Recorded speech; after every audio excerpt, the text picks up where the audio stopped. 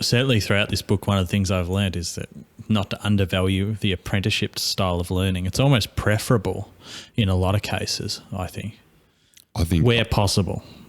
I think that is like the best education. Is kind of the more that I'm learning and going through both my own discoveries, it's like that apprentice way of learning is like for sure the best way. And it's not limited to trades.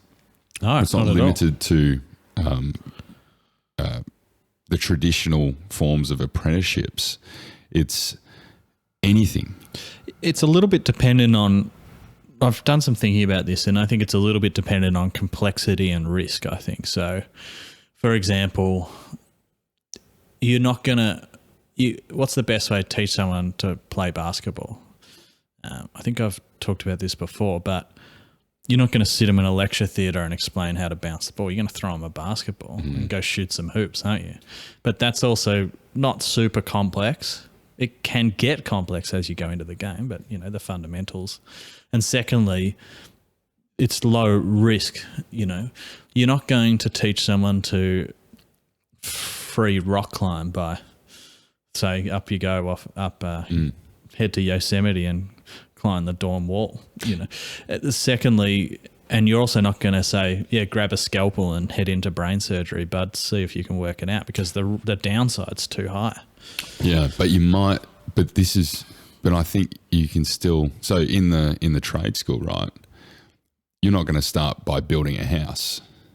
You know, you're going to be, say you're a builder, trade school, you're hammering in nails to build a timber frame on a house.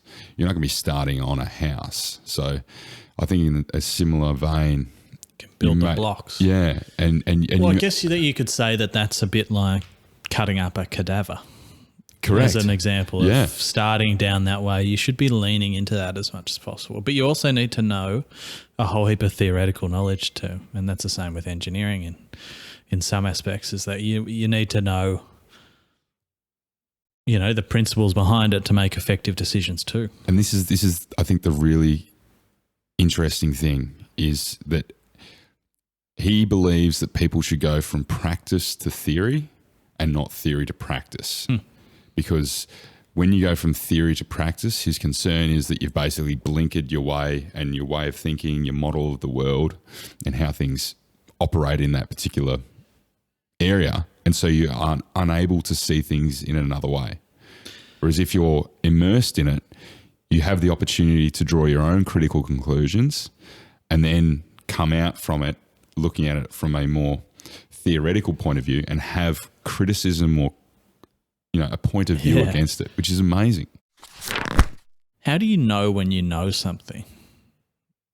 So an example would be, this book is very dense and has a lot of information in it. And how do you know when you know it? Does that... Know it in the do you sense understand of my question? Being able to recall it, or know it in the sense of being able to, like, it is who you are? Well, I think that's partly an answer to the question, is that I'm starting to try and recognize when I fully know something and making sure I stop and give myself time to understand it to the point where if I can, and I think one of the tests is, can you fully explain something to someone else? That gets thrown around a little bit, and I think it's true. Yeah, in like 10 to 20 seconds type thing, you know, explain an idea in 20 seconds. But what it comes back to as well is that, well, how do you feel when you really know something, you know? And when you get to the point where you actually fully know something, you kind of have internalized it to a point where you can kind of embody it in a way. That's pretty metaphysical maybe, but I think that it's about slowing down, and something I'm trying to learn over the years is that to give myself time to understand things like this fully. And I think that's part of his slowing down. And obviously this is such a revolutionary idea that he came up with that it took him 30 years. But even just reading this, I'm not sure I'm there yet with this. I'm certainly not there. I think I'm about halfway So I'm going to keep revisiting it, thinking about it, talking to it about with you, with others, trying to explain it to people until I know it to the point where I can really introduce it into my life fully. Yeah. But I think about you getting to know it is also on our topic before. We're talking about like how many books we're going to read this year. Yeah. And that's more from our perspective so that we can keep up with making episodes. But I don't think that's like the best approach either. Well, I think there's a lot of ego in that. Correct. And I've definitely put my hand up. Like, I want to say I read 40 books. I know there's a part of me that says that I want to achieve that so I can kind of feel good about myself or something. Yeah. The less refined parts of me wants to put that flag in the ground. But it's probably a pretty prominent part. You know what I mean? Yeah. Like, certainly it's for me. Not afraid to admit that. Yeah. But you are right in the fact that you could probably just ruminate on 2 or 3 and get as much out of that. And I'm not sure. Because I think the core is that you intake some of this knowledge, whatever it is, and then you're explaining it to people, you're talking about people, but you're also practicing it. You're also like doing it, and there's that real sort of experiential learning, and then you get your own way of thinking about your own perspective on what that idea is and what it means applied in your own life, and therefore you're better able to come back and explain it, because you've got that to draw on. You've got the sort of the story behind it. Something I do get out of reading quite a lot as well is that I don't necessarily put too much pressure on myself to really retain an idea after I've read the book. Because I find over time it kind of pops up, and when I'm reading something else, you can connect the dots and say, that's just like that. You connect the 2 ideas from 2 different books or biographies or whatever, and you learn something from that connection. And a lot of the time it's just in there somewhere, and it's just got to sort of sit, and it'll come back as in a thematic way. Yeah, something has to trigger it.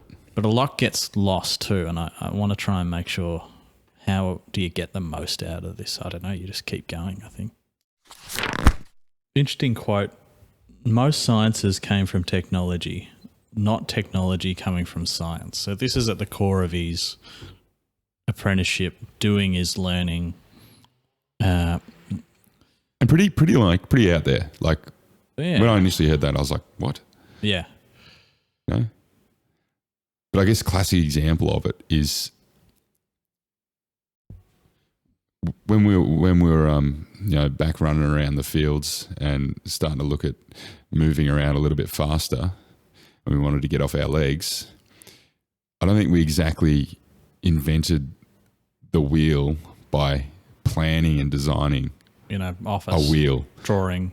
I suspect there was like a couple of logs that were kind of just started rolling somehow, and we decided to put some things on top of it. And Flintstones. We're running around in Flintstones cars.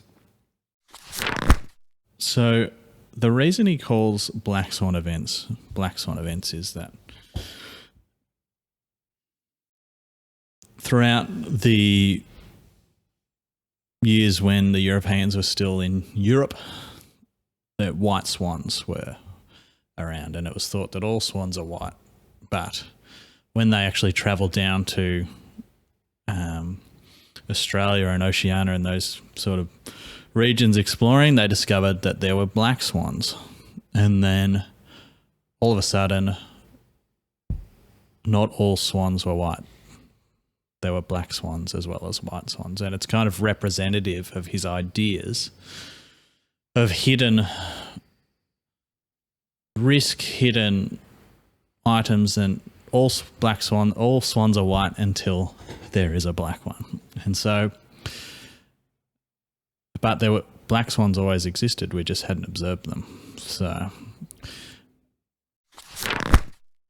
I was in Sydney a couple of weeks ago, and I was walking along the shore and I saw a fisherman on the rocks. And I feel like this is a great black swan example. It's probably not quite the level of randomness that you might say that is a black swan event, but people die fishing on the rocks all the time, right? And I was standing there watching, and this guy was pretty smart. He had a life jacket on and stuff like that, but God knows why he'd do it anyway. And 10 waves came in, lapping up. Another 10. One was slightly bigger than the other. They all fit in this nice little pattern. And then one doesn't. And that's what kills you. Because the next wave doesn't. It's bigger. Something's happened. The reaction between the wave coming back and the forces and the wave, the superimposing on the other one, there's one that's 10 times as big and it washes you off and kills you. So I would say, right, the black swan in that event is you're doing your usual fishing, yeah, and there's 4 earthquakes that happen in the ocean just outside, totally all possible along some tectonic plates and things, and there is a massive tidal wave that comes in and not only wipes you the fuck out, but wipes out the entire town that you live in as well. It's bloody horrible. Becoming an academic was his retirement, as he calls it. Right. This is but when he hates academics. Yeah. Because he thinks they're the ones who create all these models that don't matter and aren't out in the real world understanding it, right? Yeah, I think there's a few... Gamification. There's a few gripes he has. There's one that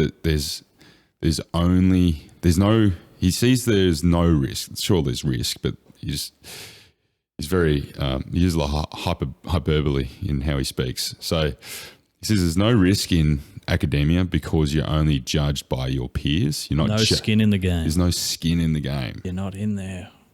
You're not putting yourself out there. You're not affected by the outcome. To the end outcome, and the end sort of consumer or customer or whatever it is that's impacted.